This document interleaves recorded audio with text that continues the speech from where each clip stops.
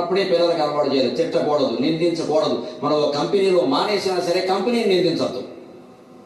నీకు ఇష్టం లేదు మానేసామంటే కంపెనీ మీద దుష్ప్రచారం చేయొద్దు. ఎందుకంటే ఇంతకాలం అన్నం పెట్టింది ఆ కంపెనీ. పూర్వం కిరాణా కొట్లో ఒక గుమాస్తా ఉంటే ఆ గుమాస్తా ఎంతసేపు ఆ షావుకారు గారిని నమ్ముకుని కూర్చునేవాడు. ఆయన కూడా వీళ్ళ ఇంట్లో పెళ్లి పేరంతో ఏ వచ్చినా ఆయన చూసేవాడు. 100 ఏళ్ళు అక్కడే పనిచేసేవాడు. ఈయన ఏమి ఇచ్చాడో జీతం, ఆయన ఏం తీసుకున్నాడో వాళ్ళిద్దరికే తెలుసు.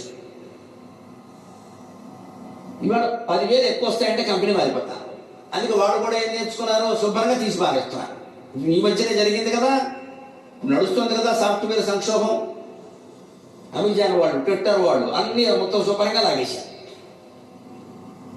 ఎందుకని ఉద్యోగుల మీద యజమానులకి నమ్మకం లేదు, యజమానుల మీద ఉద్యోగులకు గౌరవం లేదు.